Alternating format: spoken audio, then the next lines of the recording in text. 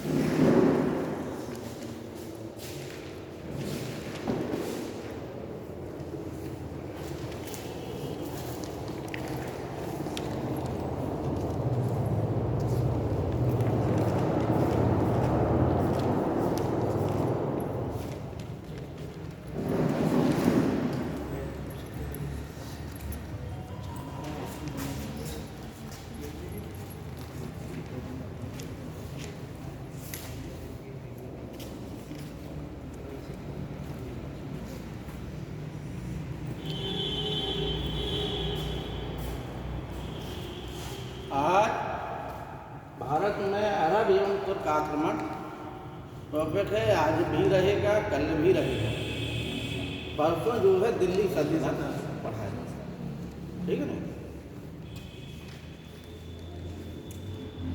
तो सबसे पहले आप उसका सुन लें, फिर लिख लें, ठीक।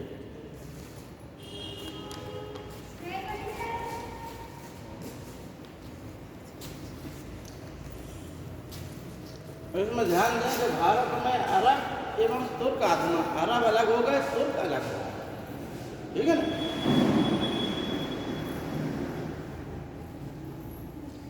आक्रमण से पहले क्योंकि इन लोगों ने भारत पे आक्रमण एक उन्माद के रूप में किया, और वो उन्माद था धार्मिक उन्माद। भारत के अरब से व्यापारिक संबंध और रचनात्मक, सृजनात्मक, धार्मिक संबंध बहुत प्राचीन समय से थे। लेकिन जब 570 ईस्वी में हजरत मोहम्मद साहब का जन्म हुआ और 612 ईस्वी में हजरत मोहम्मद साहब को मक्का की हिरा नामक गुफा में जिब्राइल नामक देवदूत ने अपना संदेश दिया, अल्लाह का संदेश, तो वहाँ से जो है संसार का इतिहास बदला।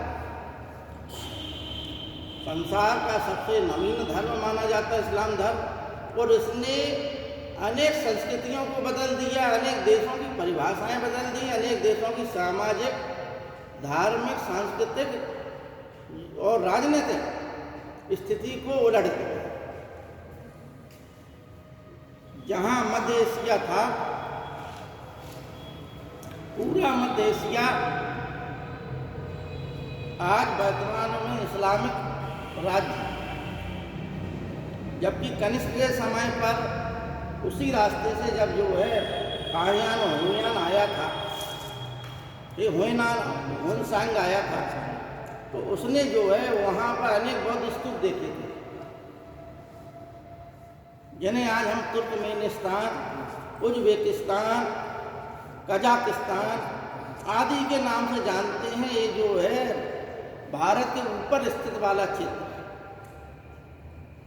ठीक है, जैसे ऊपर का मध्य एशिया वाला क्षेत्र हम कहते हैं। तो भाई आखिर ऐसी क्या परिस्थितियां थी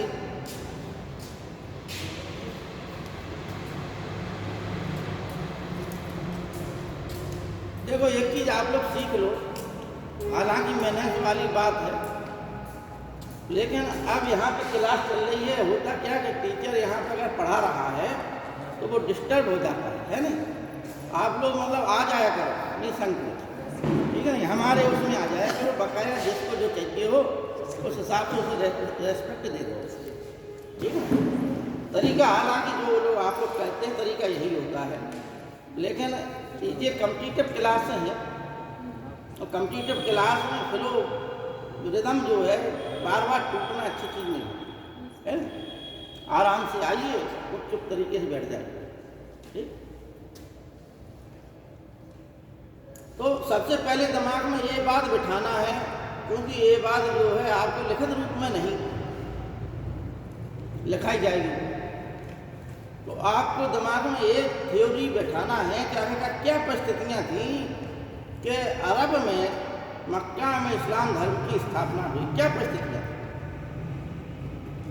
ठीक है। तो अरब में उस समय मक्का में ही अरब का में मतलब जो रेगिस्तान है, एक तट समुद्र के किनारे है, और वो समुद्र का किनारा जैसे हम जो समुद्र का किनारा है उस तरफ, इस तरफ से उस तरफ दूसरी तरफ भारत आ जाता है, ठीक है ना। ऐसा कुछ क्षेत्र है। तो वहाँ से जो है प्राचीन समय से ही अरब के जो व्यापारी लोग थे, क्योंकि यहाँ रेगिस्तान था, ज़्यादा उपजाऊ मिट्टी नहीं है, ना उस समय थी ना आज है, लेकिन जो है वैज्ञानिक परिस्थितियों ने अन्वेषण करके वहाँ पर तेल खनिजों की खोज कर दी है, इसलिए ये देश जो है एकाएक अमीर देश हो गए, ठीक है ना। एकाएक अमीर हो गए क्योंकि उनसे जो है कि वाहन चल रहे हैं। लेकिन हमेशा से प्राचीन काल से लेकर आधुनिक काल तक करीब 150 साल का इतिहास छोड़ दें तो हमेशा से ये क्षेत्र जो है कबीलाई यही क्षेत्र रहा, ठीक है। जब हजरत मोहम्मद साहब का जन्म हुआ तो हजरत मोहम्मद साहब स्वयं भी बनी हाशिम कबीले के थे, ठीक है। कुरैश, बनी हाशिम कुरैश कबीला नाम कहलाता था, ठीक। अरब जो मक्का है, मक्का में एक काबा नाम के स्थान है, वहाँ पर 360 देवी देवताओं की पूजा होती है। यानी उस समय अरब के लोगों का धार्मिक केंद्र जो है, जिस प्रकार से हम लोगों का धार्मिक केंद्र है, कहीं मथुरा चले जाते, कहीं इधर चले जाते, या चार धाम की तीर्थ यात्रा पर चले जाते, इसी प्रकार से उस समय जो अरब के लोग थे, जो कबीलाई लोग थे, उनका ये जो है मक्का वाला क्षेत्र क्या था, धार्मिक केंद्र था। यहाँ पर सभी कबीलों के अपने अपने देवी देवता स्थापित थे। तो इससे अरब के जो व्यापार जो लोग थे, मक्का के लोग, उनका क्या है, कुछ ना कुछ धंधा चल जाता है।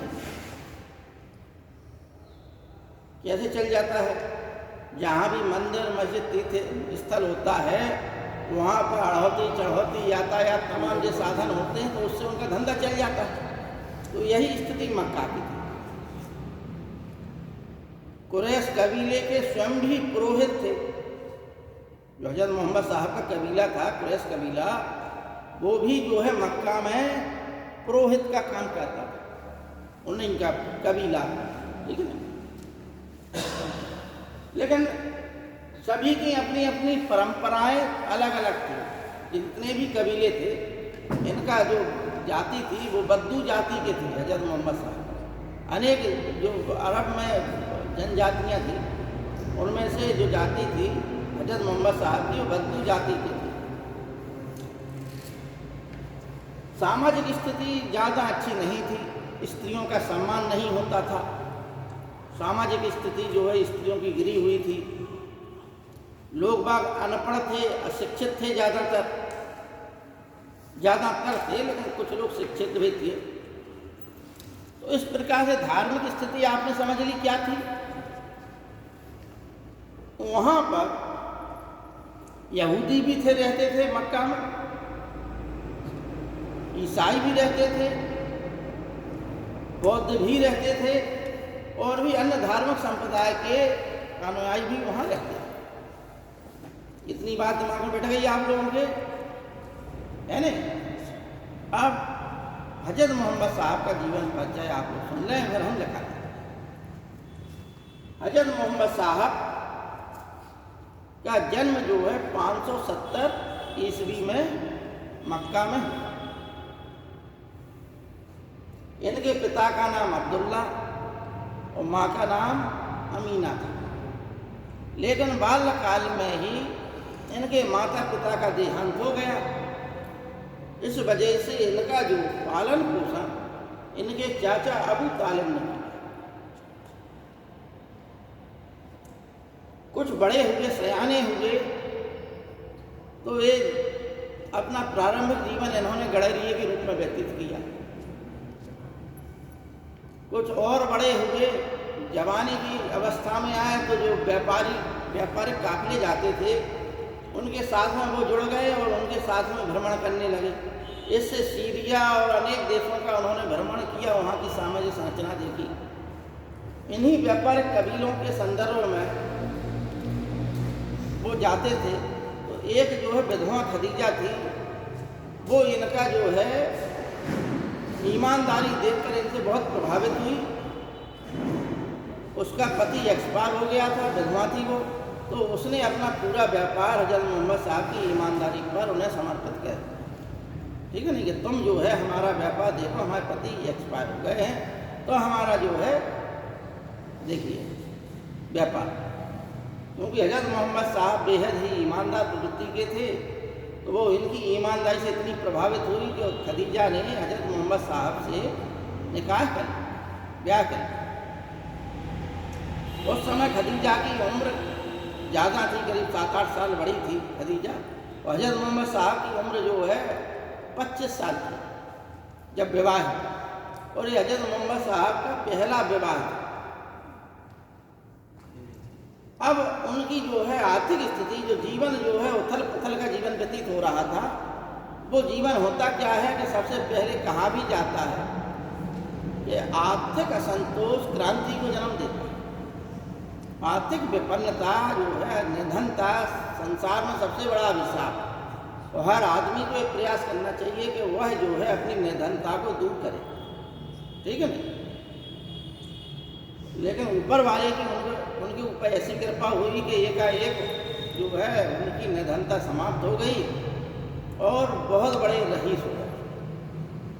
अब वो चूँकि आध्यात्मिक प्रवृत्ति के थे तो मक्का में हिरा नामक पहाड़ी पर वो जो है ध्यान लगाते थे। वहीं पर 40 या 42 साल की उम्र में अल्लाह का जो है एक देवदूत आया जिसका नाम था जिब्राइल।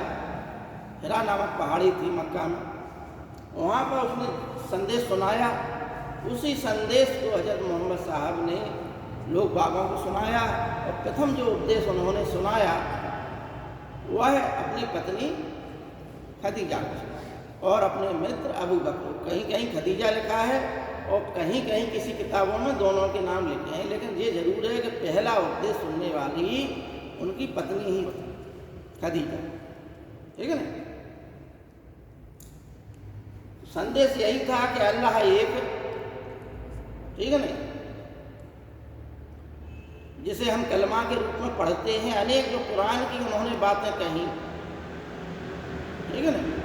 अल्लाह ने जो बातें जिब्राइल नामक देवदूत को बताई, जिब्राइल नामक देवदूत ने वो बातें जो है हज़रत मोहम्मद साहब को बताई, और वह जो है बातें सब कुरान शरीफ में संकलित हो गई।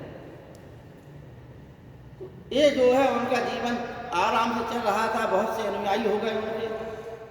लेकिन घटनाक्रम जो है एक सा नहीं रहता, जीवन में हमेशा परिवर्तन कुछ ना कुछ होता रहता। कुछ समय पश्चात इनके जो है चाचा अबू तालिब, जिनका इन्हें संरक्षण प्राप्त था और मक्का में उनकी सामाजिक स्थिति अच्छी थी, वो एक्सपायर हो गए, निधन हो गया उनका। अतः ऐसी स्थिति में जो मक्का के अन्य लोग थे उन्होंने इनका विरोध करना प्रारंभ कर दिया। उसका कारण यही था कि उनकी दुकानें बंद हो रही थी, क्योंकि हज़रत मोहम्मद साहब के सिद्धांत सुनकर लोग प्रभावित हो रहे थे। तो सबसे प्रबल विरोध करने वाले मक्का के वही लोग थे जो पुरोहित लोग थे, जो वहाँ मूर्ति पूजा से जुड़े हुए थे। उन्होंने अपने लोगों को भड़काया, तो मक्का के लोग भड़क गए, हज़रत मोहम्मद साहब का विरोध किया। तो हज़रत मोहम्मद साहब ने मक्का को छोड़ा। मक्का से वो जो है 622 ईस्वी में यदरीब नामक शहर पहुँच गए, जिसका उन्होंने मदीना नाम रखा, ठीक है। और इस घटना को इस्लाम धर्म में हिजरत के नाम से जाना जाता है, और यहीं से हिजरी संवत प्रारंभ। इस प्रकार से मदीना के लोगों ने तो उनका बहुत अच्छी तरीक़ा से स्वागत किया।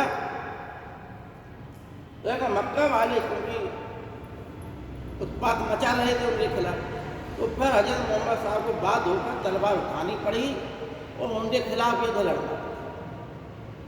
अंत में हज़रत मोहम्मद साहब ने उन्हें बहुत समझाया मक्का वालों को। जब 2-3 युद्ध हो गए तो मक्का वालों की भी समझ में आया कि युद्ध इसका परिणाम नहीं है। जो हज़रत मोहम्मद साहब कह रहे हैं उनकी बातें सही हैं कि हिंसा से हिंसा का कभी अंत नहीं होता। अतः उन्होंने उनके सिद्धांतों को स्वीकार कर लिया। लेकिन मक्का वालों ने एक हज़रत मोहम्मद साहब से शर्त रख दी कि आपको हमारा जो तीर्थ स्थान है इसका महत्व नहीं घटने देना। आपको सिर्फ हमारी एक बात मानना है कि जो हमारा जो काबा नामक स्थान है मक्का का, इसका स्थान जो महत्व है, धार्मिक महत्व है, ये महत्व ना घटे। तो उन्होंने हज़रत मोहम्मद साहब ने उन लोगों से वादा किया। इसलिए आज भी प्रत्येक मुसलमान का जो 5 प्रमुख कर्तव्य हैं, उन प्रमुख कर्तव्यों में से एक कर्तव्य यह भी है कि प्रत्येक मुसलमान अपने जीवन काल में एक बार हज यात्रा पर जाए मक्का, और जहाँ जितनी भी मूर्तियाँ थी वो सब मूर्ति पूजा वहाँ पर बंद कर, ठीक है नहीं। 632 ईस्वी में मक्का मदीना वाले पूरे क्षेत्र में हज़रत मोहम्मद साहब के अनुयायी हो गए, और 632 ईस्वी में हज़रत मोहम्मद साहब जब हज की यात्रा पर गए हुए थे तो वहीं पर मक्का में उनका इंतकाल, ठीक है ना, करीब 62 साल की उम्र में ही उनका इंतकाल हो गया था। इस प्रकार से उनके अनुयायी जो लोग थे उनमें ये हुआ कि अब भाई हम लोगों का प्रतिनिधित्व कौन करेगा। तो इससे बड़ा वाद विवाद हुआ, क्योंकि उनके कोई पुत्र जीवित नहीं था। तो कुछ लोगों ने कहा कि उनकी जो पुत्री है फातिमा, उसका पति अली को ही उनका उत्तराधिकारी बना दिया जाए। लेकिन चूंकि हज़रत मोहम्मद साहब स्वयं जो है लोकतांत्रिक पद्धति पर विश्वास रखते थे, तो बहुत से लोगों का ये कहना था, उनके जो मित्र भी थे हज़रत मोहम्मद साहब के, उनका भी ये कहना था कि भाई जिसे जनता चुने, जिसे बहुमत चुने, वो जो है हज़रत मोहम्मद साहब का प्रतिनिधि होगा। तो प्रतिनिधि का मतलब है खलीफा होगा। इस प्रकार से हज़रत मोहम्मद साहब का पहला जो प्रतिनिधि चुना गया, खलीफा चुना गया, उनका नाम था अबू बकर, ठीक है। अबू बकर हज़रत मोहम्मद साहब के मित्र भी थे, और खदीजा की मृत्यु के पश्चात उन्होंने अपनी पुत्री का ब्याह हज़रत मोहम्मद साहब से कर दिया था, जिनका नाम था आयशा, ठीक नहीं। इस प्रकार से पहले खलीफा अबू बकर हुए, दूसरे खलीफा उमर हुए, ये भी हज़रत मोहम्मद साहब के क्या मित्र भी थे और ससुर भी थे। तीसरे खलीफा जो है उस्मान हुए, और चौथे खलीफा ये भी हज़रत मोहम्मद साहब के उस्मान मित्र थे, ठीक है। उमर की हत्या कर दी गई थी, तो उमर ने मरते समय ये कहा था कि अगला खलीफा वही बनेगा जो हज़रत मोहम्मद साहब के जो 6 मित्र हैं उन्हीं में से बनाया। तो उस्मान को बना दिया गया था। लेकिन अली जो है हमेशा अपना विरोध दर्ज करते रहे, अतः अंत में जो है अली को चौथा खलीफा बनाया, ठीक है ना। लेकिन अली के खिलाफ क्योंकि बहुत से लोग उन्हें नहीं मानना चाहते थे, तो विरोध हुआ। एक तो उनकी जो पत्नी थी आयशा, उन्होंने विरोध किया, तो ऊँटों के युद्ध में उन्होंने आयशा को पराजित किया। लेकिन फिर भी जो है जनमानस नहीं माना, अली भी मारे गए। अंत में अली के जो पुत्र थे हसन और हुसैन, उनमें से एक को जो है मुआविया ने जहर देकर मरवा दिया उन्हीं की पत्नी से।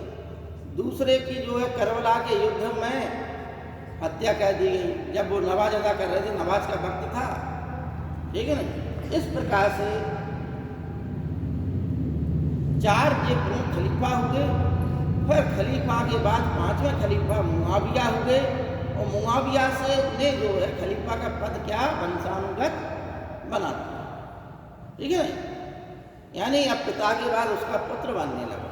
इस प्रकार से मुआविया वंश चला। अभी तक जो है इस्लाम धर्म की राजधानी मदीना थी प्रथम 3 खलीफाओं के काल में, लेकिन चौथे खलीफा अली ने दमिश्क को राजधानी, कूफा को राजधानी बना, ठीक है ना। मुआविया के शासनकाल में दमिश्क बनी रही, और अब्बासी खलीफाओं के शासन काल में राजधानी बगदाद स्थानांतरित हुई। अब्बासियों के शासन काल में 37 खलीफा हुए। अब्बासियों के शासन काल में इस्लाम धर्म का बहुत बड़ा क्षेत्र जो है संसार के बहुत बड़े भागों में कर रहा है। तो ये आपको हज़रत मोहम्मद साहब का जीवन परिचय पढ़ना है। इसके पश्चात भारत में अरब आक्रमण कैसे हुआ। भारत में अरब आक्रमण द्वितीय जो खलीफा थे उमर, उन्होंने 636 में ही बम्बई के ठाणे में एक सेना भेजकर आक्रमण किया था, जो कि असफल आक्रमण था। इस प्रकार से फिर दूसरा आक्रमण भी किया गया। दूसरे आक्रमण में जो मकरान तट उन अरबों ने जीत लिया था, ठीक है नहीं। लेकिन अगर हम ये बात करें कि क्या अरब लोग आक्रमणकारी के रूप में ही भारत में प्रवेश किया, तो ऐसा नहीं। इस्लाम धर्म का जब वहाँ प्रचार प्रसार भी हो गया, क्योंकि हमारे उनसे भारत के अरबों से व्यापारिक संबंध बहुत प्राचीन काल से थे, तो इस्लाम धर्म का जब प्रचार प्रसार उनके बीच में हो गया, उन सब ने मान लिया, तो भी यहाँ भारत में उन्हें कई राजाओं ने संरक्षण दिया। यहाँ तक कि राष्ट्रकूट राजाओं ने अपने शासनकाल में उन्हें मस्जिदें बनवाई उनके लिए, मुसलमानों के लिए, ठीक है नहीं। केरल का एक राजा था चेरामल पेरूमल, ठीक है नहीं। उसने जो है इस्लाम धर्म अपना लिया, और इस्लाम धर्म अपनाने के पश्चात वह मक्का गया। वहाँ पर मक्का से उसने मक्का की यात्रा करने गया, हज की यात्रा, और वहाँ से उसने भारत के शासकों को आदेश दिया कि मुसलमानों के साथ अच्छा बर्ताव किया जाए, और भारत की जनता जो है इस्लाम धर्म स्वीकार कर ले, ठीक है नहीं। इस प्रकार से अन्य राजाओं ने भी अनेक कार्य किए। तो प्रारंभ में इस्लाम धर्म के जो प्रचारक हुए या जो व्यापारी जो इस्लामिक थे, वो भारत में आए। क्योंकि केरल जो है मसालों का व्यापार का केंद्र था, आज भी है, इसलिए प्राचीन काल से ही हमेशा से रहा है। अतः यहाँ से अरब व्यापारी यहाँ से मसाला लेके वहाँ बेचते थे यूरोप वालों को। तो क्या हुआ कि ये इस्लाम के तमाम लोग अपनी बस्तियां बसाकर केरल तट पर रहते थे, तमाम लोग। तो उन लोगों ने क्या किया, भारतीय स्त्रियों से ब्याह कर लिया। तो उनकी जो संतानें हुई, उन संतानों को मोपला कहा, ठीक है ना। अंत में आधुनिक काल में जब हम पढ़ते हैं तो मोपलाओं ने विद्रोह किया, ठीक है ना। आधुनिक काल में गांधी जी ने भी उनके विद्रोह को शांत कराने का प्रयास किया, तो वो आधुनिक काल में पढ़ा जाएगा। लेकिन इतना बता दिया कि मोपला कौन थे। मोपला वो थे जो अरब व्यापारी भारत में आकर यहाँ बस्तियाँ बसा कर रहते थे, और उन लोगों ने भारत में रहते हुए भारतीय ही स्त्रियों से ब्याह किया, और उनकी जो संतानें हुई उन्हें मोपला कहा, ठीक है ना। अब इतना आप लोग लिख लें, फिर आगे का जो है फिर बताएगा।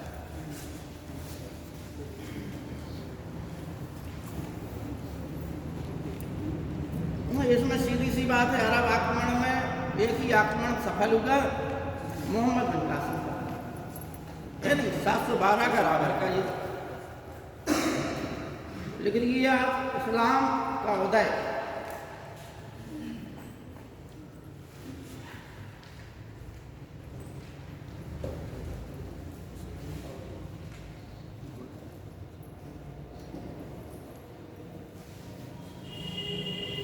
सीधा सीधा शॉर्टकट में लिखते जाइए तो जल्दी हो जाएगा, ठीक है ना। प्रवर्तक लिखिए, प्रवर्तक या संस्थापक,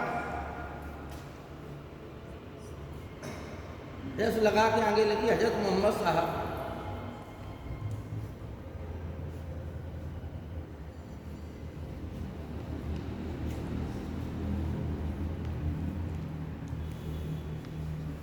देखो बच्चों, ऐसा है कि कोई भी शिक्षक हो पूर्ण ज्ञाता नहीं होता।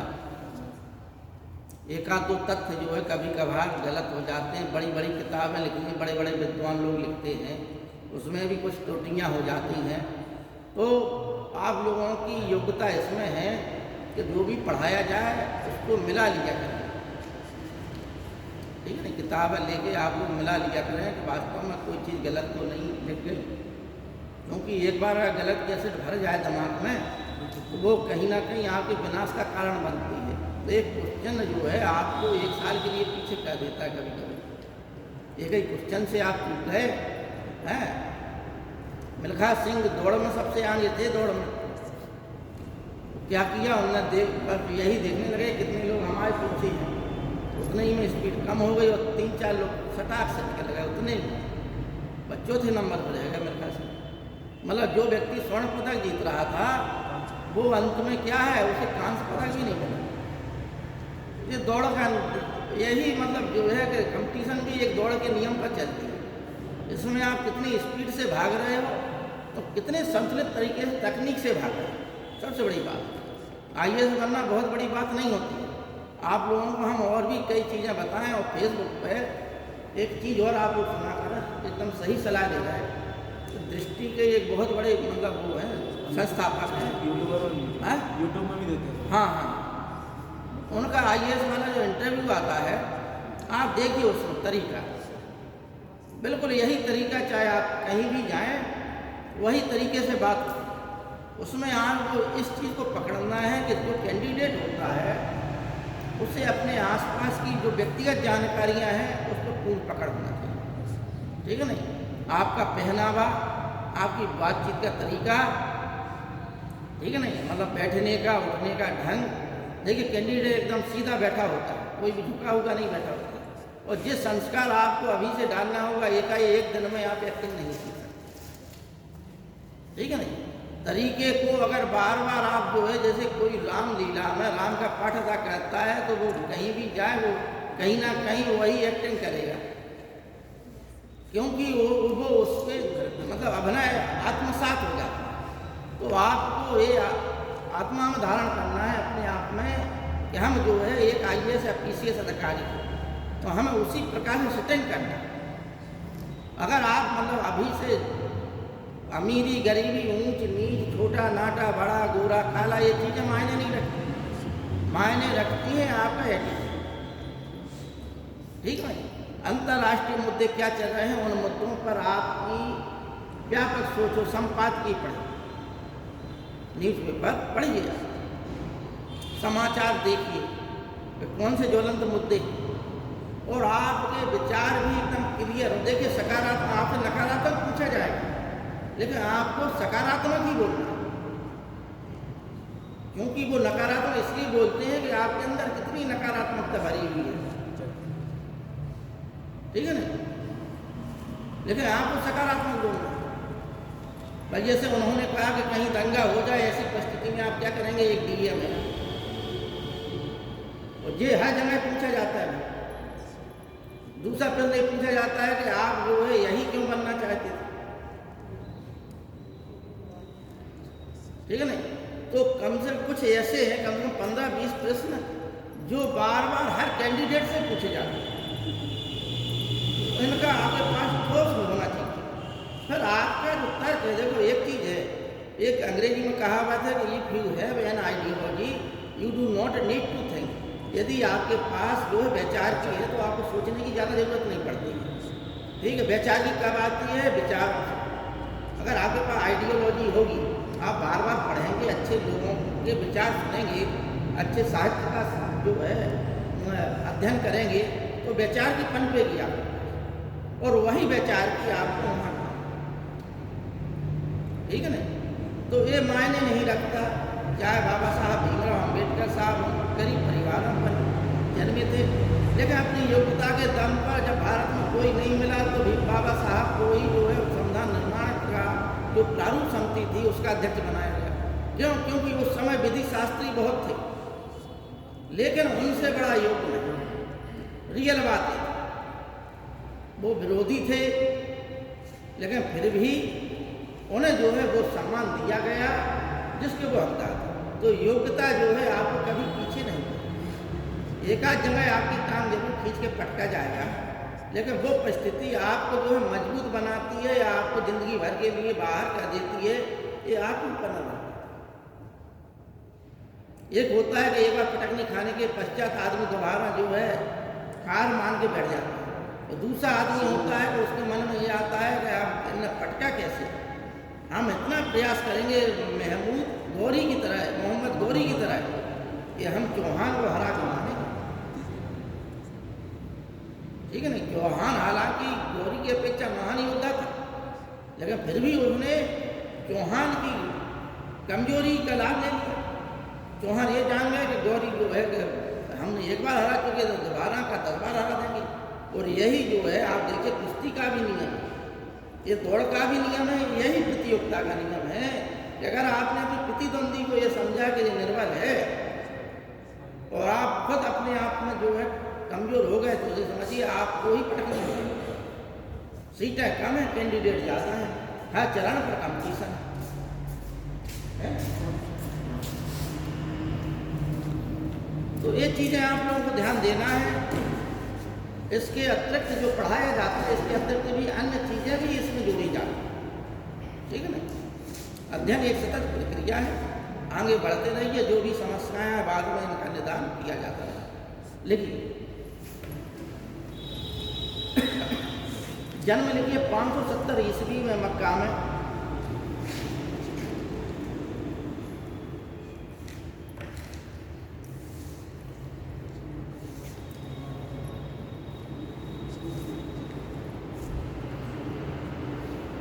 बचपन का नाम अल अमीन, बचपन का नाम अल अमीन।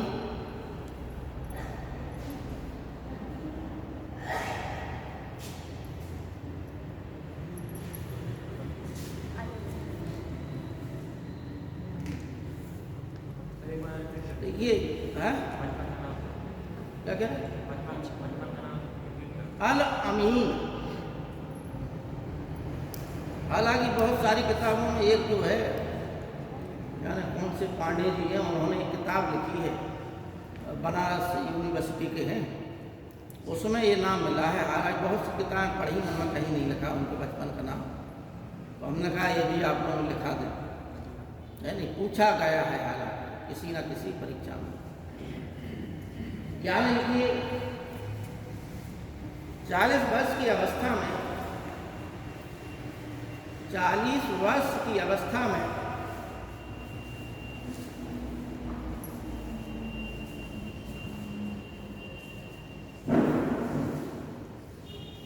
हीरा नामक गुफा में,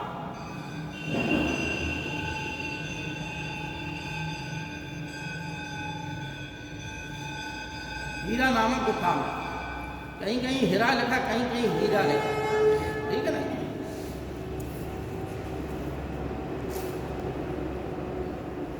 प्रथम उपदेश पत्नी खदीजा एवं मित्र अबू बकर।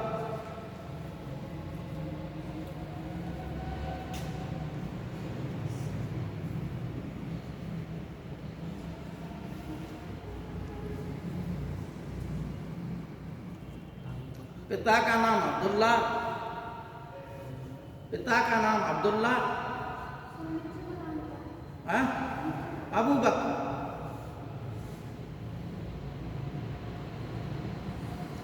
पिता का नाम अब्दुल्ला, माँ का नाम अमीना,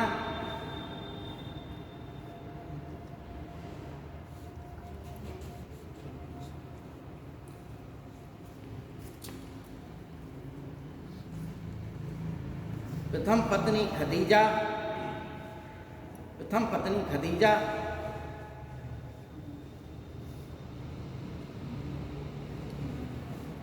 पालन पोषण चाचा अबू तालिब ने किया, पालन पोषण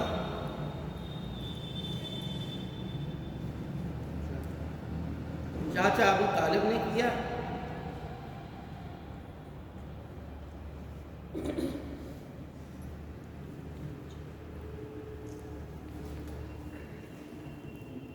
हिजरत लिखिए, हिजरत 16 जुलाई 622 ईस्वी को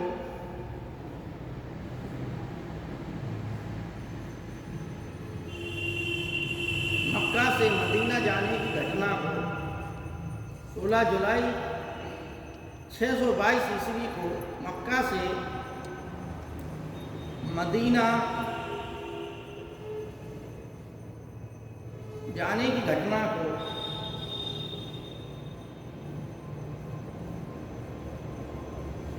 हिजरत का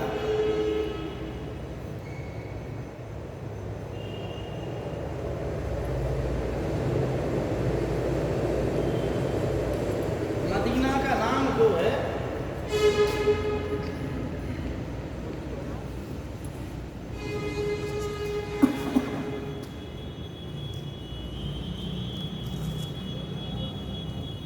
इसी बुक में जो है यदरीब लिखा है और किसी में यसरीब लिखा है। यदरीब यसरीब, ठीक।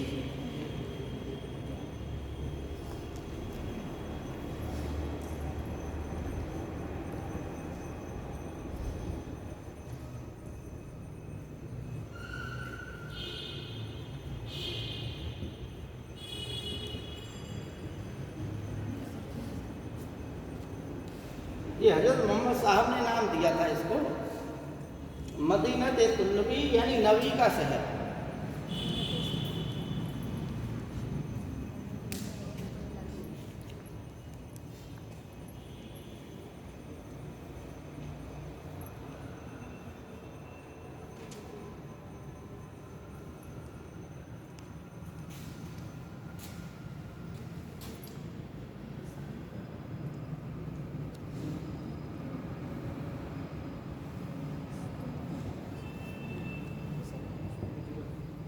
प्रत्येक मुसलमान के 5 निश्चित कर्तव्य बताए गए हैं कि उसे जो है करना है।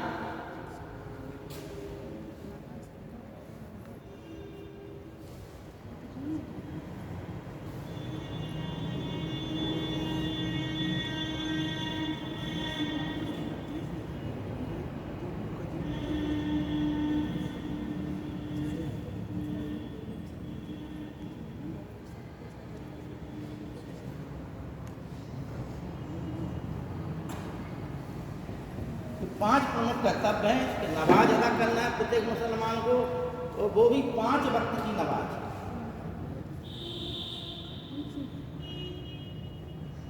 5 वक्त की नमाज।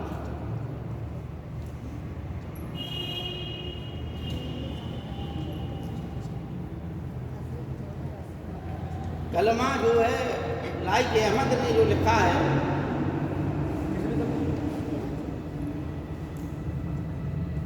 लाइक अहमद के इलाहाबाद यूनिवर्सिटी के इतिहासकार हैं, उन्होंने एक किताब लिखी है मध्यकाल की, उसमें उन्होंने लिखा है कलमा ला इलाहा इल्लल्लाह मोहम्मद रसूल बिस्मिल्लाह, यानी अल्लाह के सिवा कोई दूसरा अल्लाह नहीं, ठीक है ना। और हजरत मोहम्मद साहब ही इसके पैगंबर। तो ये जो है कलमा है, ठीक है ना। और ये प्रत्येक मुसलमान को याद होना चाहिए। यह जो है प्रत्येक मुसलमान का कर्तव्य है। रोजा क्या है? रमजान महीने में उपवास रखना, अन्न और जल का त्याग करना। कब? सूर्योदय से पहले सूर्यास्त तक। ये क्या है रोजा? कब करना? रमजान महीने में, क्योंकि रमजान महीना पवित्र महीना माना जाता है, ठीक है ना। ज़कात क्या है? प्रत्येक मुसलमान का यह कर्तव्य है, जो धनाढ़ मुसलमान है उन सभी मुसलमानों का यह कर्तव्य है, धनाढ़ मुसलमानों का, कि वह अपने निर्धन भाइयों का, मुसलमान भाइयों को अपनी कुल आय का प्रत्येक वर्ष 40% भाग दान दें, ठीक है ना। 1/40वां भाग दान दें, ठीक है ना। इसका मात्रा भी थी 2.5 या 1/40वां भाग, 1/40वां भाग या 2.5%। और यह क्या था? ये प्रतिवर्ष दान करना। और देखिए हजरत मोहम्मद साहब ने जो वचन मतलब बनाया, ये वचन के लिए उन्होंने सबसे पहले ही अपने जीवन काल में अपनी पूरी धन दौलत गरीबों में बांट दी, अपनी दौलत पूरी लौटा दी, और लोगों को ये सलाह दी, धनी लोगों को, जो व्यापारी लोग थे, तो उनका एक कर्तव्य है कि वो सिर्फ अपना 2.5% प्रतिवर्ष दान करें, जबकि उन्होंने अपनी दौलत पूरी दान कर दी, ठीक है ना। हज क्या है? जैसा कि हम पहले अभी बता चुके हैं, हज का मतलब धार्मिक यात्रा। काहे की धार्मिक यात्रा? मक्का की धार्मिक। यानी प्रत्येक मुसलमान का यह कर्तव्य है कि वह अपने जीवन काल में कम से कम एक बार मक्का की धार्मिक यात्रा पर जाए, ठीक, और वहाँ पर जाकर इबादत करे तो उसका यह जो है जीवन सफल माना जाए, ठीक है ना। यह जो है प्रमुख 5 कर्तव्य है।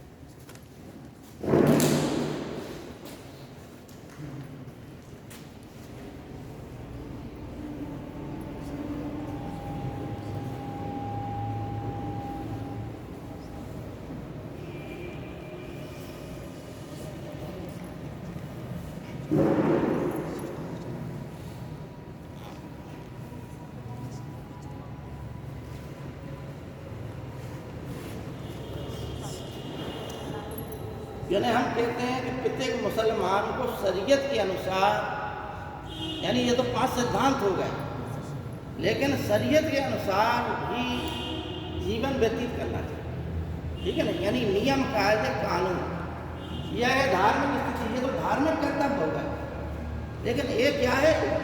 ये है नैतिक या सामाजिक, ठीक है ना। क्या कुरान, हदीस, इजमा और कयास, ये 4 जो हैं शरीयत के अंतर्गत आते हैं। इन चारों को सम्मिलित रूप से हम क्या बोलते हैं? शरीयत, ठीक है ना। इस शरीयत के हिसाब से यदि जो व्यक्ति शरीयत के हिसाब से नहीं चलता वह धार्मिक विद्रोही कहा जाता है, जिसके बारे में कहा जाता है कुफ्र। और कुफ्र को मतलब ईश्वर निंदा, यानी जो ईश्वर की निंदा करे, अल्लाह की निंदा करे, उसके लिए कुफ्र शब्द आया, ठीक है ना। तो कुरान, यानी कुरान का मतलब होता है कि इल्म के अल्लाह, यानी ईश्वर के शब्द है। कुरान का मतलब क्या है? ईश्वर के शब्द, ये हम तुम्हें बता ही चुके हैं, ठीक है ना। हदीस का मतलब होता है हज़रत मोहम्मद साहब ने जो, ये तो चूँकि अल्लाह के वचन हो गए कुरान, लेकिन हज़रत मोहम्मद साहब ने अनेकों अपने प्रवचन दिए, कथन किए, उदाहरण दिए, जीवन काल में उपदेश दिए, उन्हीं का संचरण क्या है? हदीस, ठीक है ना। यानी हज़रत मोहम्मद साहब के कथनों, उपदेशों आदि का संग्रह हदीस कहलाता है, ठीक। तीसरा है आपका इजमा। इजमा का मतलब है जो विधि शास्त्री होते हैं इस्लाम धर्म के, जिन्हें मुज्तहिद बोला जाता है, ठीक है ना। इनकी औरंगजेब ने भी जो है अपने शासनकाल में ये पद का सृजन किया था, ठीक है ना। ये जो है धार्मिक शब्द की व्याख्या करते हैं, ठीक। जब धार्मिक वाद विवाद होता है तो कौन कहता है? सबसे पहले मुज्तहिद यही देखता है कि लोग बाग शरीयत के हिसाब से जीवन व्यतीत कर रहे हैं या नहीं कर रहे। कयास का मतलब तर्क, यानी कुछ चीज़ें जो है तर्क के आधार पर भी निपटाई जा सकती।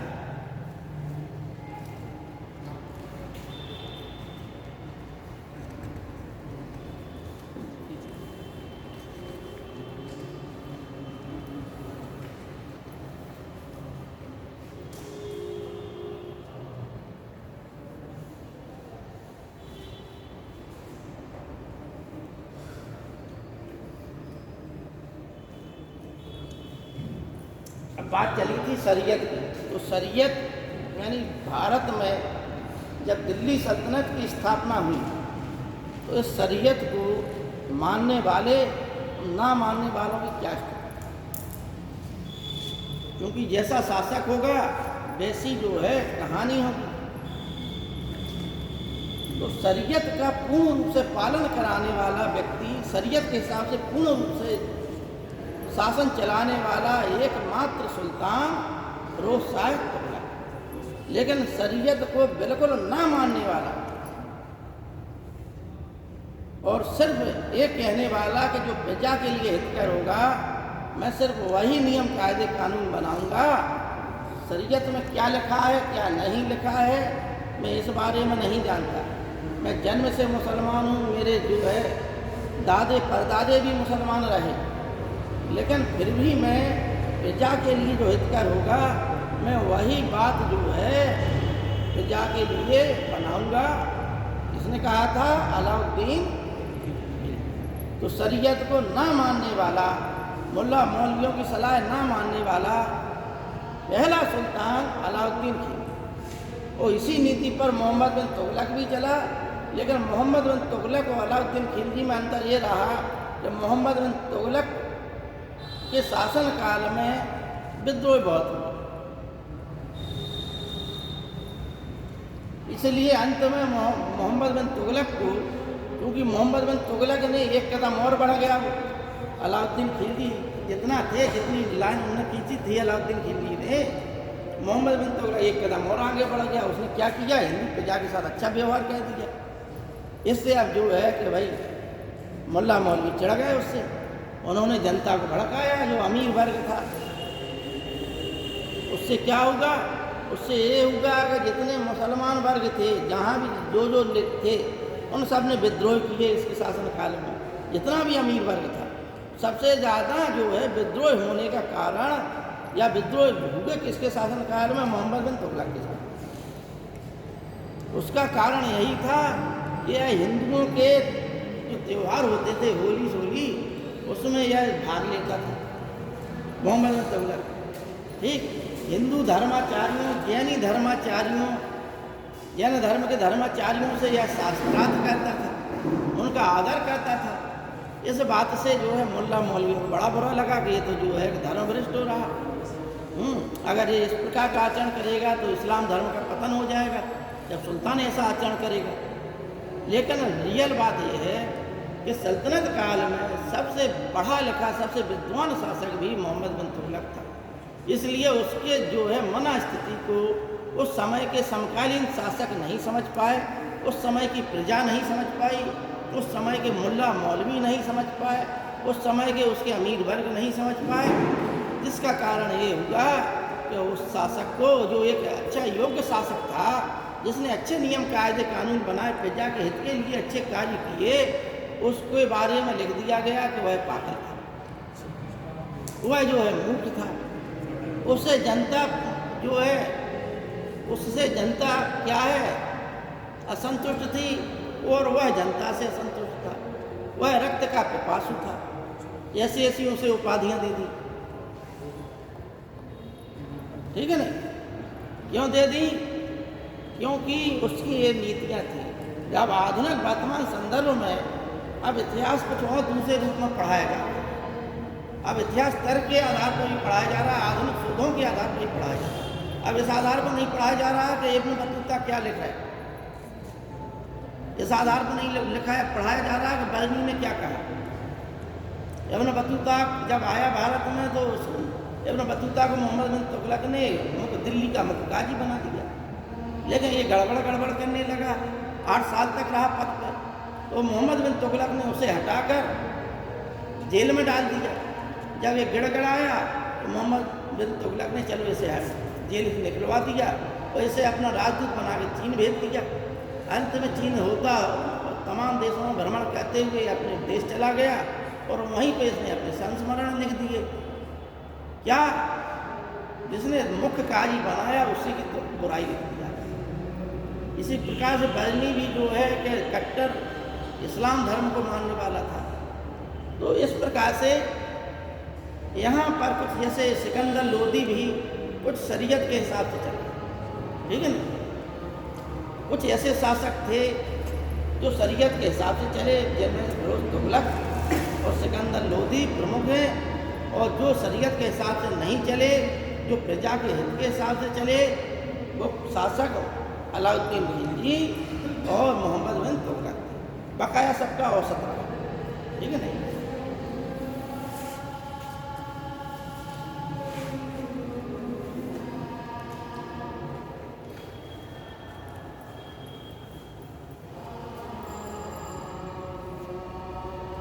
एक रकनुद्दीन मेहंदी था फिरोज तुगलक के शासन काल में, उसने कुछ इस्लाम धर्म के बारे में कहा जो कि इस्लाम धर्म से मैच नहीं खा रहा था। फिरोज तुगलक ने उसे पकड़वा कर फांसी पर लटवा दिया। ठीक है ना।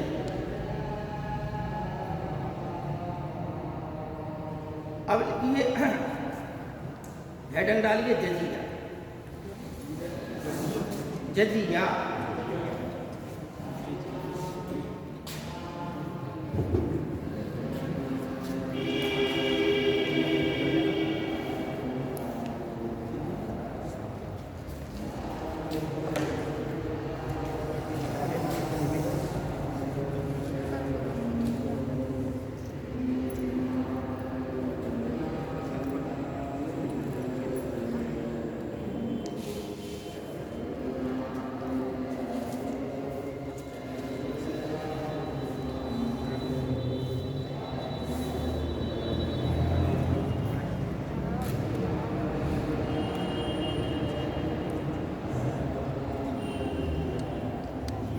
ये जो है मुख्य कर जो टैक्स यानी जिन्हें हम टैक्स बोल रहे हैं क्या है मुख्य।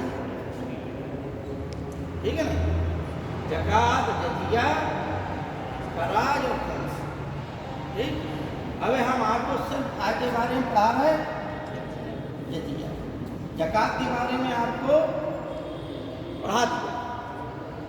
ठीक है ना। खराज और खम्स बाद में पढ़ाएंगे जब सल्तनत काल में प्रवेश करेंगे। जजिया क्यों महत्वपूर्ण है? इसलिए महत्वपूर्ण है कि इस्लाम धर्म प्रवेश के साथ ही यह इस्लामिक प्रजा पर इस्लामिक राज्य में रहने का कर लगा देते। जो भी सुल्तान बनते थे, जो भी शासक बनता था, वो गैर इस्लामिक प्रजा पर एक कर लगा देते थे, जिसका मतलब ये था कि या तो आप इस्लाम धर्म स्वीकार कर लो या इस्लामिक राज्य में रहना है तो टैक्स दो। ठीक है नहीं। अलग अलग शासकों ने अलग अलग जो है जजिया निर्धारित किया। भारत में सर्वप्रथम जजिया कर लगाने वाला पहला जो है शासक था मोहम्मद बिन कासिम, जिसने देवल में लगाया। ठीक है ना। जिसने देवल में लगाया था। लेकिन अबे हम लिखा देंगे आप लोगों को। लेकिन ये तो मुसलमानों के संदर्भ में होगा। भारत में भी एक ऐसा राजवंश हुआ जो अपने राज्य में रहने वाले मुसलमानों पे भी इसी प्रकार का टैक्स लगाता था। ठीक है ना। उसका नाम, उस वंश का नाम था गहड़वाल वंश। ठीक। जानते हैं गहड़वाल वंश? हाँ, वेरी गुड। जयचंद का वंश। ठीक है। उस कर को तो उसको दंड कहा जाता था। ठीक। जो किन पे लगता था? उनके राज्य में रहने वाले मुसलमान। ठीक। समझ में बात आ गई? अब लिखो।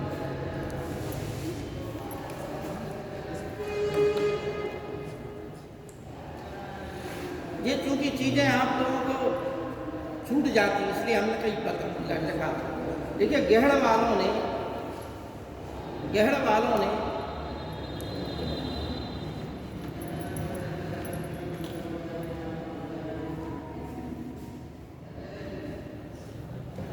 अपने राज्य में रहने वाले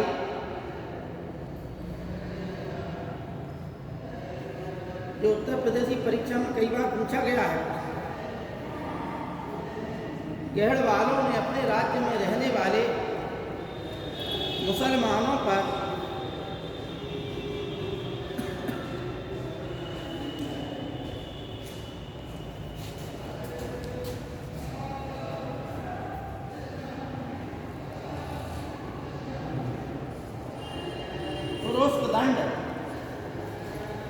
तुरुष्क दंड नामक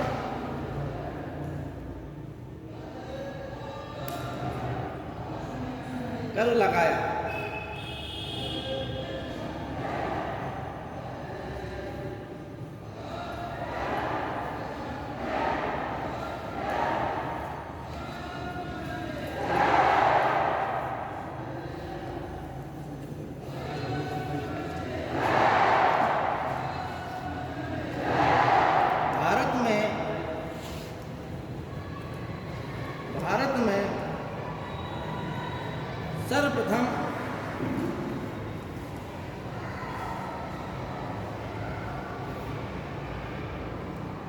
मोहम्मद बिन कासिम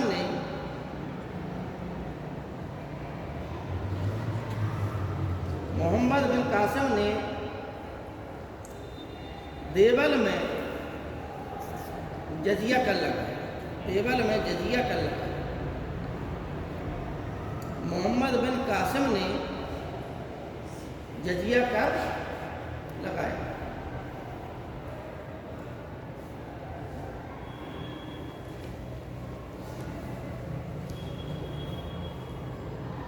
और शासकों ने सामान्य रूप से लगाया जजिया कर, लेकिन फिरोज तुगलक ने ऐसा शासक था जिसने जो है ब्राह्मणों पर भी कर लगाया, क्योंकि जजिया कर से जितने भी सुल्तान हुए उन्होंने बच्चों को छोड़ दिया था, स्त्रियों को छोड़ दिया था, वृद्धों को छोड़ दिया था और ब्राह्मणों को छोड़ दिया था। ब्राह्मणों को उन्होंने साधु संत महात्मा धर्माचार्यों की श्रेणी में रखा, इसलिए इन सबको छोड़ दिया था। ठीक है नहीं? आप लोग लिखना चाहें तो लिख लें कि ब्राह्मण, साधु संत, जजिया कर इन लोगों पर नहीं लगता था। ठीक है नहीं? इन लोगों पर जजिया कर नहीं लगता था। ब्राह्मण, साधु संत, स्त्री, बच्चे, वृद्ध, ठीक है नहीं, इन लोगों पर जजिया कर नहीं लगता था। लेकिन फिरोज शाह तुगलक ने ब्राह्मणों पर भी कर लगाया, सब पे नहीं, ब्राह्मणों पर। मतलब जो लोग टैक्स देते थे वो तो देते ही थे, लेकिन ब्राह्मणों पर सर्वप्रथम टैक्स लगाने वाला कौन था? फिरोज शाह तुगलक। ये भी बार बार आता है।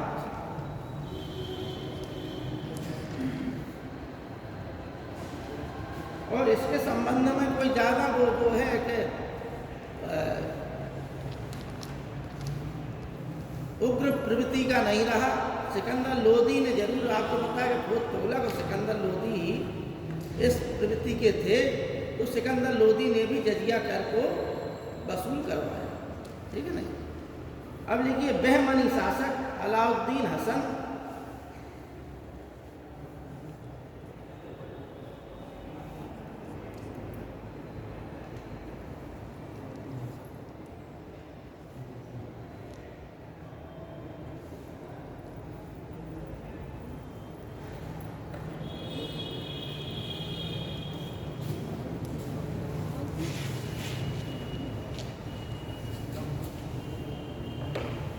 हमने आप लोगों को बताया कि मोहम्मद बिन तुगलक के शासनकाल में सबसे ज़्यादा विद्रोह हुए, और उन विद्रोहों का कारण सबसे ज़्यादा थे कौन?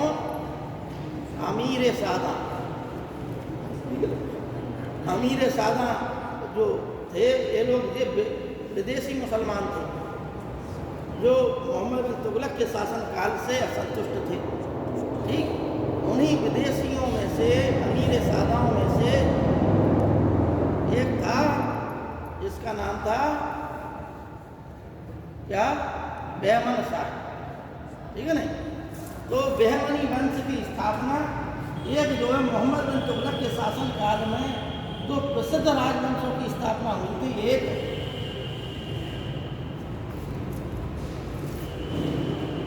विजयनगर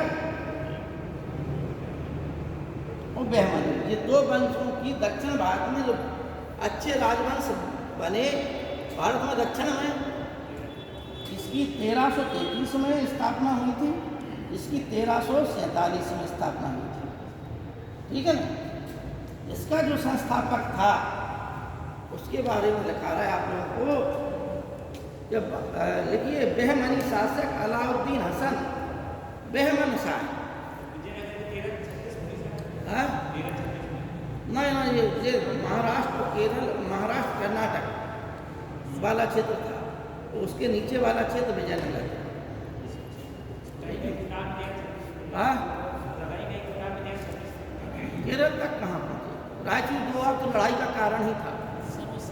1336 ईस्वी में 1336 ईस्वी में 1336, हाँ होगा, बिल्कुल होगा। हाँ, मतलब क्लियर नहीं है ध्यान। ये 1336 है इसकी विजयनगर। हाँ हो।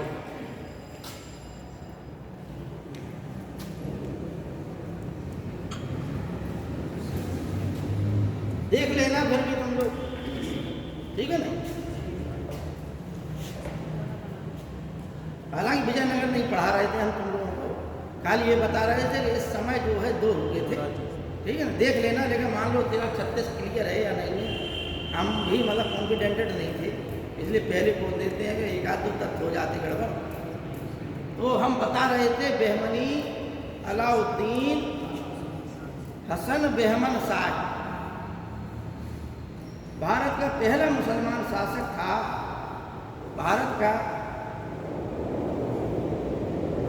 पहला मुसलमान शासक था।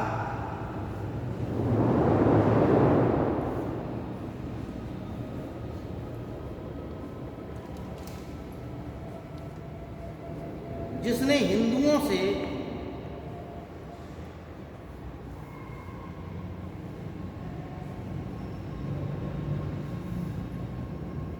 जजिया ना लेने का आदेश दिया।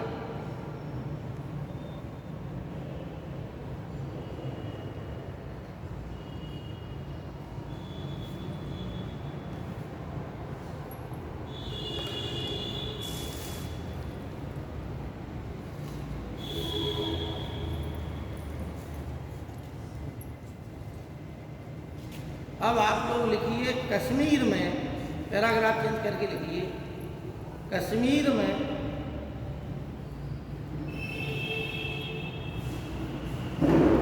सर्वप्रथम सिकंदर शाह ने, कश्मीर का ही शासक था जी, सर्वप्रथम सिकंदर शाह ने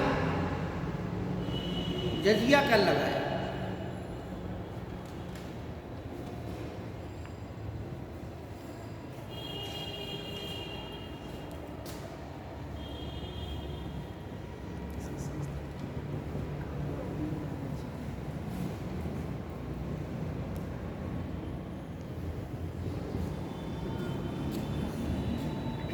कश्मीर के बारे में ये कहा जाता है, कश्मीर जो है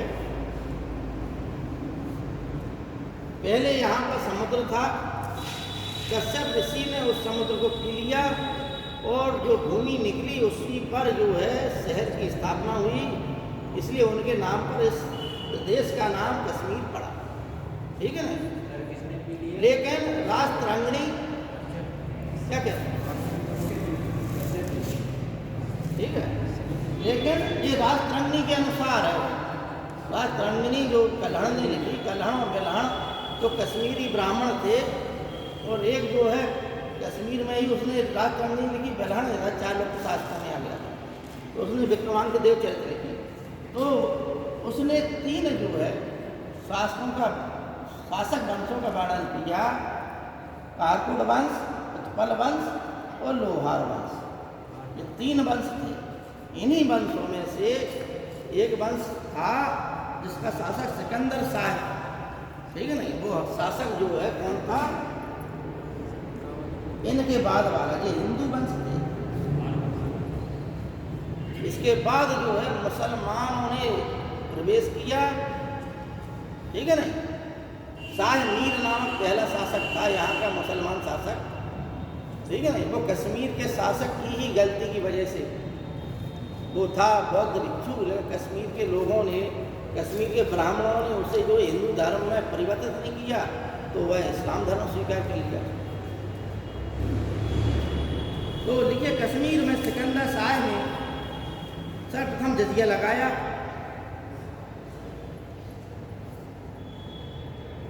लेकिन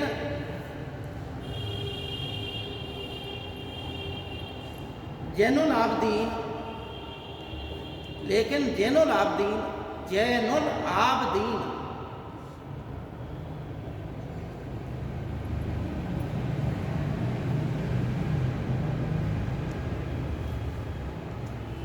ब्रैकेट में लिखिए, इन्हें जो है कश्मीर का अकबर कहा जाता है, कश्मीर का अकबर।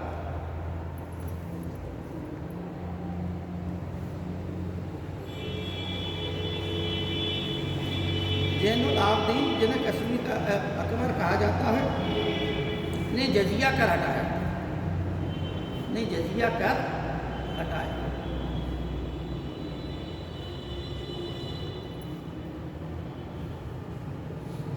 जब आप लोग कश्मीर का इतिहास पढ़ेंगे तो ये सिकंदर शाह था, ये बहुत कट्टर जो है इस्लाम धर्म को मानने वाला था।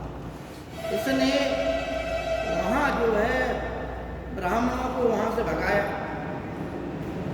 कश्मीर से, जनता को इस्लाम धर्म जबरदस्ती स्वीकार कराने के लिए प्रेरित किया। तो अगर नहीं कर रहे तो यहाँ से भागो, ठीक है नहीं। जनता पर जबरदस्ती के टैक्स लगाए तो इसे जालिम भी कहा जाता था, लेकिन जस्ट अपोजिट इसके स्वभाव का था जैनुल आबदीन। उसने जो लोग जबरदस्ती मुसलमान बनाए गए थे उनसे कहा कि यदि जो लोग छोड़ना चाहते हैं वो छोड़ दें। जो ब्राह्मण कश्मीर छोड़कर भागे थे उन ब्राह्मणों को वापस बुलवाया, गो हत्या निषेध करवाई, जजिया कर समाप्त किया और कश्मीर में एक ऐसे राज्य की स्थापना की कि कश्मीर की प्रजा जो है खुशहाल रहने लगी। इसलिए जो काम अकबर से पहले जैनुल आबदीन ने कश्मीर में किया, लेकिन फिर भी जैनुल आबदीन कश्मीर के अकबर के नाम से प्रसिद्ध है, क्योंकि अकबर एक बड़ा राजा था, बड़े क्षेत्र का राजा था। इसलिए उसे जिस प्रकार से अंग्रेज लोगों ने क्या कहा, भारत का नेपोलियन, किसे कहा, समुद्र, ठीक, किसने कहा, B.A. स्मिथ इतिहासकार, ठीक है नहीं। अब आप ये बताइए कब समुद्रगुप्त पैदा होंगे और कब नेपोलियन पैदा होंगे। अब नेपोलियन की तुलना समुद्रगुप्त से की जाए, समुद्रगुप्त की तुलना नेपोलियन से की जाए, लेकिन हर व्यक्ति अपने हिसाब से व्याख्या कर लेता है, ठीक है नहीं। देखिए गुजरात में सर्वप्रथम, गुजरात में सर्वप्रथम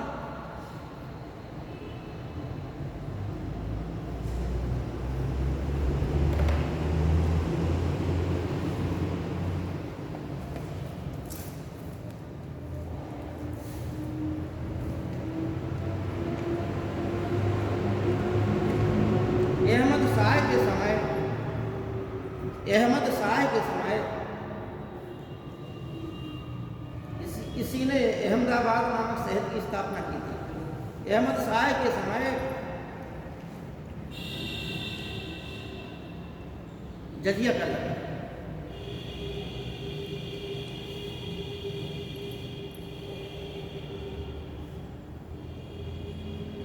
पैराग्राफ चेंज करके लिखिए कि शेरशाह सूरी ने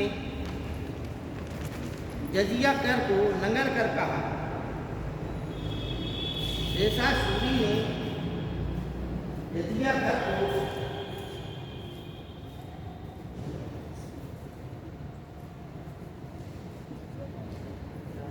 नंगर कर कहा।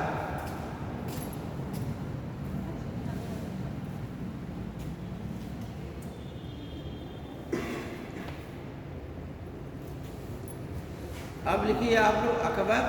तो अकबर ने 1564 में जजिया कर हटाया।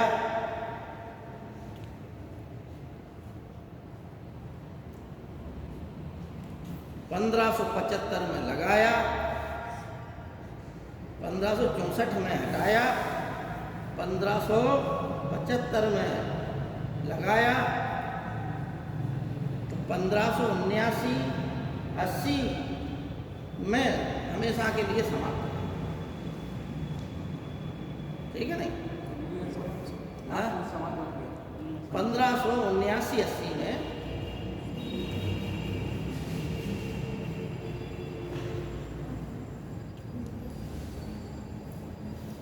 औरंगजेब ने इसे 1679 में लगाया। औरंगजेब ने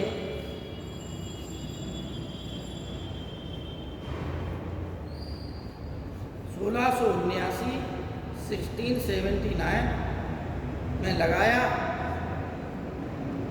वो भी कहाँ सर्वप्रथम मारवाड़ में लगाया, ठीक है नहीं, मारवाड़।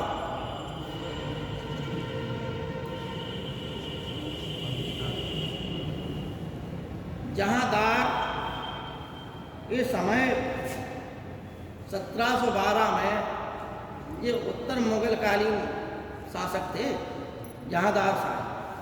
तो जहांदार शाह के समय 1712 में जुल्फिकार खां एवं असद खां, जुल्फिकार खां एवं असद खां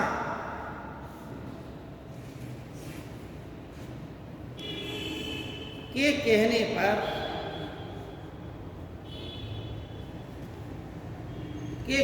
पर समाप्त किया। ये जुल्फिकार खां जो है इनका वजीर था जहांदार शाह। देखिए फर्रुख सियर ने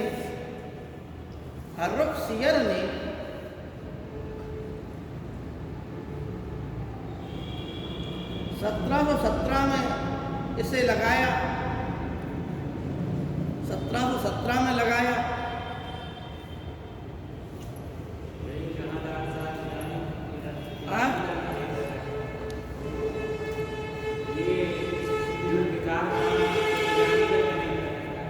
क्या है?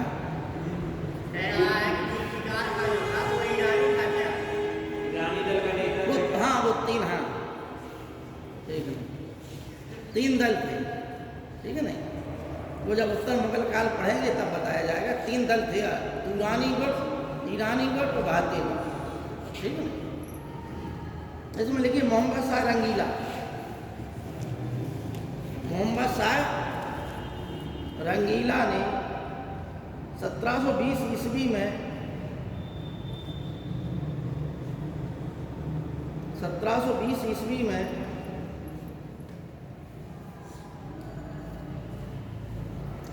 सवाई राजा जयसिंह के कहने पर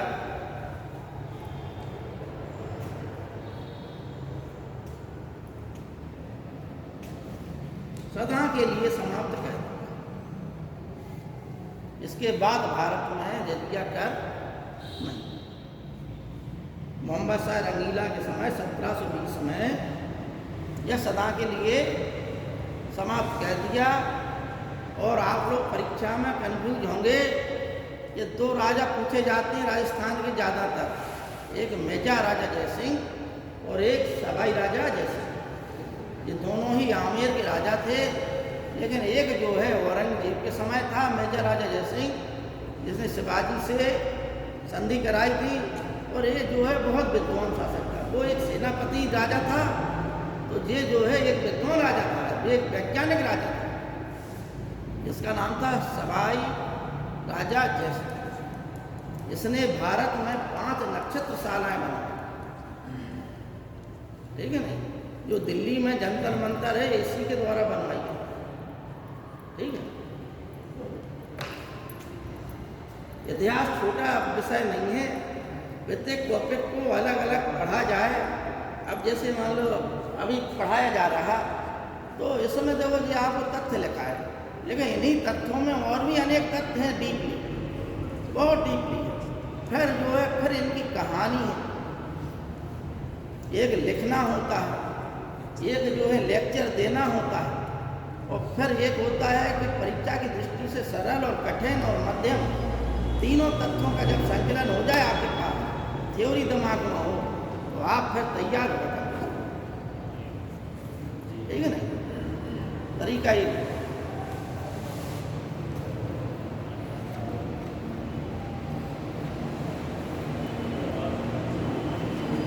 आप जो है कल पढ़ा देंगे बकाया।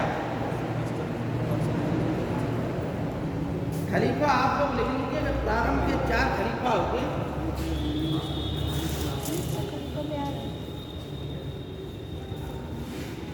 अगर 5 मिनट और है खलीफा के बारे में और पढ़ लें।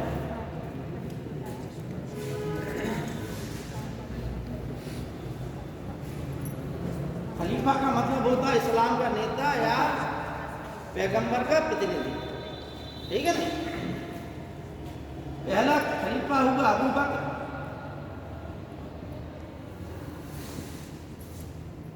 दूसरा खलीफा होगा उमर। ये हजरत मोहम्मद साहब के दोनों ही क्या थे, मित्र भी थे और ससुर भी थे। इन दोनों की पुत्रियां भी आई थी। और तीसरे हुए उस्मान, ये भी हजरत मोहम्मद साहब के मित्र थे। और चौथा खलीफा होगा अली। अली जो हजरत मोहम्मद साहब का दामाद था, जिसे हजरत मोहम्मद साहब की पुत्री फातिमा ब्याह थी, ठीक है ना। इसी के दो पुत्र थे, हसन और हुसैन।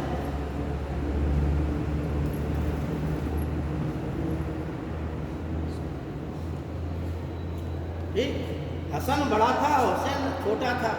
तो हसन को जो है मुबाहिर यानी उसकी पत्नी के द्वारा जहर दिलवा कर हत्या करा दी। और हुसैन जो है करबला के युद्ध में मारे, ठीक है नहीं। मुआविया का पुत्र जो यजीद था, उसके द्वारा ये युद्ध में मारे। लेकिन मारने का तरीका उनका गलत था, इसलिए आज भी शिया लोग इसे मुहर्रम के रूप में मनाते हैं। क्यों? क्योंकि जिस समय उन्हें मारा गया उस समय वह जो है नमाज अदा कर रहा, ठीक है नहीं। नमाज का वक्त हो गया था, तो युद्ध के मैदान में ही वह नमाज अदा करने लगे। तो इसी समय यजीद ने अपने सैनिकों से कहकर उनका सर धड़ से अलग कर दिया, ठीक है नहीं। तो किसी वृद्ध मुसलमान ने कहा था कि भाई जी जो है हजरत मोहम्मद साहब के नवासे हैं, वो यजीद ने उनके सर पर ठोकर मारी, कटे हुए सर पर। उन्होंने कहा कि इसको इतना अपमानित ना करो, हजरत मोहम्मद साहब इसका मुख चूमते थे क्योंकि उनका नाती था वो, है नहीं। तो ये कहानी करबला की हुसैन से संबंधित है। इस प्रकार से यहाँ से क्या है, वंश चला, उमैया वंश,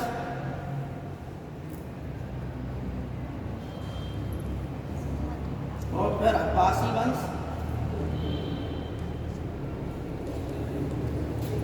फिर अब्बासी वंश की, जब अब्बासी वंश में 37 शासक हुए थे, 37 खलीफा हुए। इसके पश्चात फिर मिस्र में चली गई थी खिलाफत। तो मिस्र के पश्चात हमेशा के लिए खिलाफत समाप्त। चलिए